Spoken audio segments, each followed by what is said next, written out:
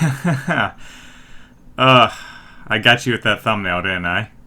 What's up, music lovers? Thanks for clicking on my channel, and today I figured we'd talk about the prog metal gods Tool and rank every single one of their albums. And this should be fun. I'm pretty excited for it because Tool is a band with no bad albums, but also a band that took me listening to certain albums to really understand why they're so revered. Like always, this is just my opinion, so if you disagree with me, that's absolutely cool. Just, be cool about it. Let me know how you'd rank these albums in the comments below. And this isn't meant to be taken super seriously. Don't worry, I don't hate Lateralus. And before we get into it, if you like hard rock, heavy metal, progressive rock, music in general, please feel free to subscribe to the channel, hit the like button, all of that YouTube stuff. I know it's a cliche to ask, but it really does help the channel grow, so thank you in advance for that. With that disclaimer and preamble out of the way, let's get right into it and start talking about some Tool. Starting off with Undertow, their debut album from 1993, and the only album with Paul D'Amour on bass, and I want to put this album right in B. This album is unique in that, for the Tool catalog, it has a much more raw and almost punk vibe to it than any of the other albums that they released afterwards. The songs tend to be shorter and punchier, but the production is also a bit thinner sounding than what we would come to expect from Tool. There's a lot of great stuff on this album. Of course, songs like Prison. If I say that other word for that song title, YouTube will probably flag this video. Sober, Crawl Away, 4 Degrees, Swamp Song is another one of my favorites from this album. This album has some great grooves. I love Danny Carey's double bass section on Crawl Away. It's almost Tool does thrash metal, and the Led Zeppelin-esque Phrygian playing on 4 Degrees is also great too. I'd say there's no bad songs on the album, although I have to be honest, Disgustipated is it's a song. I don't think the humor comes across as well as it will on later albums with that song. Having 69 tracks that are all 1 second long is expert level trolling, so I do appreciate that. This album has all the grooviness you'd come to expect from Tool, but they haven't quite yet gotten to the power and the rich layered production that they would get on their later albums. It's a good start though, and there certainly are a lot of bangers on this album, so I think B is a good spot for it. And coming up next we have Anima or Enema from 1996, their second album, and I'm putting this right up in S tier. The first album with Justin Chancellor on bass and the lineup being solidified for what it would be for the rest of their albums. And my god, this album is incredible. This was the album that made me realize why Tool was so hyped up. I had listened to a couple albums before this and I thought they were fine, but I thought they were a little overrated. After listening to Anima, I was just like, oh wow, I get it. Every song is beyond incredible, and the production is such a massive shift upward from the debut. The guitar tone, the bass, the grooviness.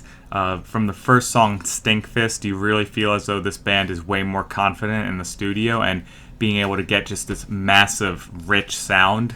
It's also a lot heavier while still keeping that rhythm and that swagger from the first album. The humor also lands so much better on this album because they are much better at kind of towing the line between being able to take the lyrics seriously but also being a little bit unsure of how much they're fucking with you. They also continue their trend of trolling the audience, like not having track listings on the CD because fuck you, that's why. Lyrically as well, you have songs like Stinkfist, Turn Around and Take My Hand, and the title track as well as Third Eye, and especially the song Hooker with a Penis. It really, really lands that this is a band that can have a great sense of humor, but it's dry enough so that it doesn't take away from your enjoyment of the music on a serious level. Talking about Hooker with a Penis, I adore that the entire song is just Maynard saying, "Shut up and buy my new record, fuck you, you idiot." It actually reminds me a bit of Fan Song by Deathclock, except it's even more over the top somehow than that parody song. Musically, this album also still has a lot of that rawness and speed from the first album. Songs like 46 and 2, Eulogy, H, they're all fantastic. The fact that the title track Anima is just Maynard saying how much he hates LA is hilarious, especially when you watch videos of Tool performing this song in LA. Even the segue songs have a lot of character, and I really like them. Songs like Intermission. This album is just so good. It's such a masterpiece, and if you've heard a few Tool songs but you don't really get the hype, listen to this album, and I think if this album doesn't turn you into a fan, none of their albums will. This will be the album that opens up your third eye, so to speak.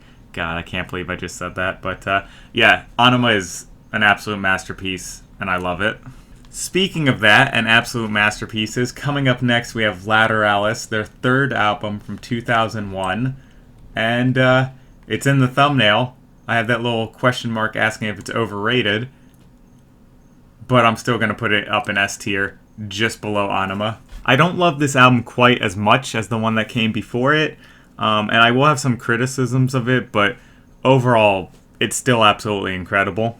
For the prog metal purist, I think that Lateralus is probably an easy pick for the best Tool album. If someone wants to say that it's a definitive Tool album, I totally get it. I also think it's sort of the last album that had that same energy that these first three albums had. Not necessarily rawness, but kind of this attitude of the band really wanting to prove themselves or just having that extra X factor. It's hard to describe energy or a vibe, but I think that these three albums just have a special something to them that the last two just don't exactly have. I can see why so many people revere this album. Most of the songs are absolutely amazing. Songs like Schism, The Grudge with that insane scream by Maynard, Ticks and Leeches has one of Danny's coolest drum performances, and Parable going into Parabola is another high point of the album. The reason I have it below Anima, and to some extent I do think maybe it is a little overrated, is that this is the first album where Tool starts to kind of make the listener wait just a little bit too long for the big bombastic high points of the song to come along. As good as this collection of songs are, there are times where it just feels like, okay, well, you're building up to something and you've been building up for a while now, but we're not quite there yet. And I know that me saying that might piss off a lot of people. I get it if Lateralus is your favorite album. It's my second favorite album from Tool. I love it. I do think it's just the start of Tool sometimes padding out their songs for just a little bit too long. Okay, and with that out of the way, coming up next is 10,000 Days from 2006. This was actually the first album from Tool that I ever listened to, and I still have a soft spot in my heart for it. I'm going to put it up in A tier. I think this album has Maynard's best lyrics, songs like Vicarious with the line, "The universe is hostile, so impersonal, devour to survive, so it is, so it's always been." Jambi and Wings for Marie, as well as 10,000 Days, are all really emotionally impactful. Right in 2 is another song that has amazing lyrics, and it's actually one of my favorite Tool songs. The music and lyrics combined on that song are just kind of the definition of perfect. Honestly, all of those songs I just mentioned, along with Rosetta Stoned and The Pot, can all kind of get added to the list of some of my favorite Tool songs. The thing is, apart from those songs I just mentioned, the rest of the songs on this album don't really do much for me. Kind of what I was saying about Lateralus, how some of the songs just go on for a little bit too long without kind of getting to the point. I feel like a lot of the songs on 10,000 Days sort of do that, although they usually do have interesting instruments and they're kind of doing different things with certain textures so that they're at least interesting. Yeah, I think that 10,000 Days is a really good album. Some of Maynard's best lyrics. Guitar tone wise, it's really, really good as well. Yeah, it's solid. It's also one of the darker and moodier Tool albums. Even though I like Anima and Lateralus better, 10,000 Days will always have a special place in my heart for being the first album from Tool that I ever listened to.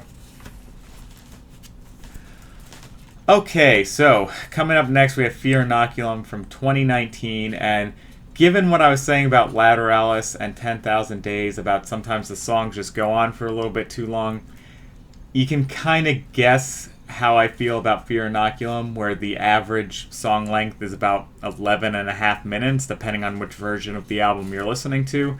And so I'm going to put it down at the bottom in C tier. I want to be clear that I don't think Fear Inoculum is bad. I just think that it's a little bit too padded out for its own good at times. And since I'm comparing Fear Inoculum to the 4 albums that came before it, it is my least favorite out of the 5. I love a lot of the sounds that the band is experimenting with on this album. For example, the synths on Invincible.